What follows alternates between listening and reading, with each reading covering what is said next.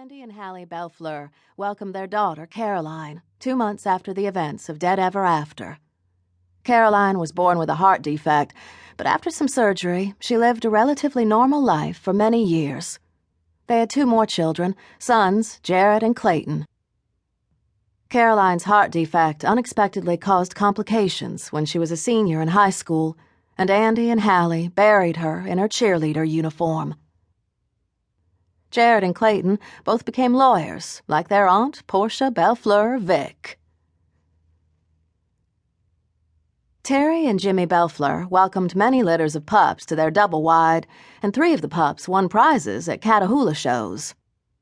8 years after their marriage, the 2 died in a 2-car accident when they were returning from a grandchild's birthday party. Terry was sincerely mourned by Jimmy's children and grandchildren, and they gave a donation to the VA hospital in Shreveport in Terry's honor.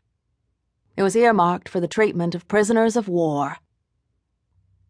Bernard the vampire, a great friend of Russell Edgington's, became an even better friend of Christopher Hauser, the vampire king of Germany. Bernard was named Christopher's consort. He is unchangingly cute. Bellenos the elf was glad to be in Fairy with Dermot, and they go hunting together often.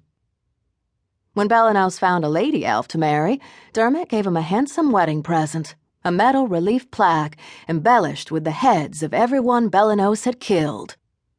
It has a place of honor above Bellenos's hearth.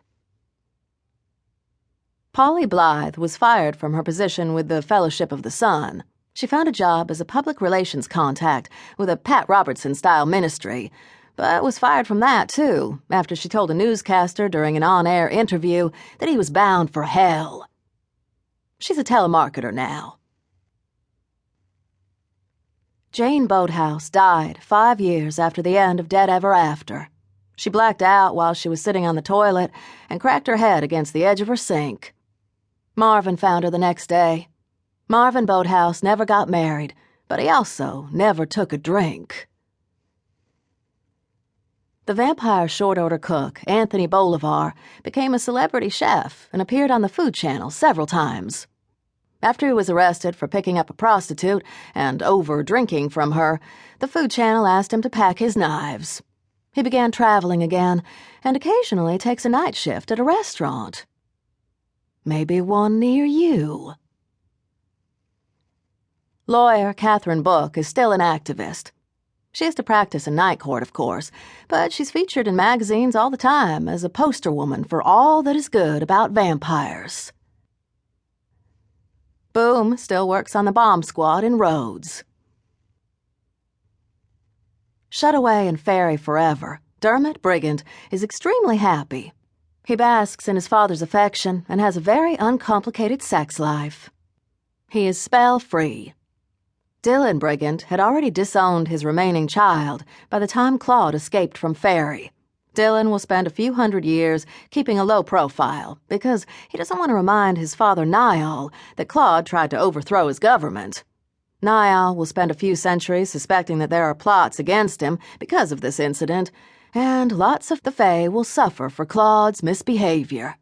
Every now and then, Niall will send Sookie a letter via Rosebush.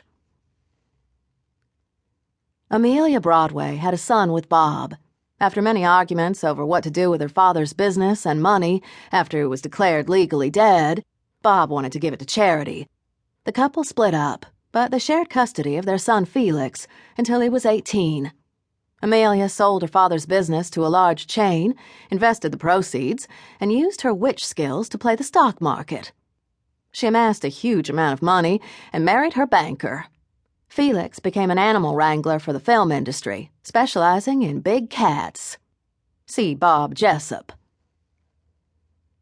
Bubba continued to be passed from vampire kingdom to vampire kingdom, but while he was in Tennessee, he escaped from his minder to visit his gravesite, causing a near riot. After that, the Vampire Council censured Tennessee and ruled that Bubba couldn't enter the state for 50 years. He is in Canada now. He hates the winters. Callisto drifted over to the Middle East, where she caused dreadful bloodshed, but went unnoticed.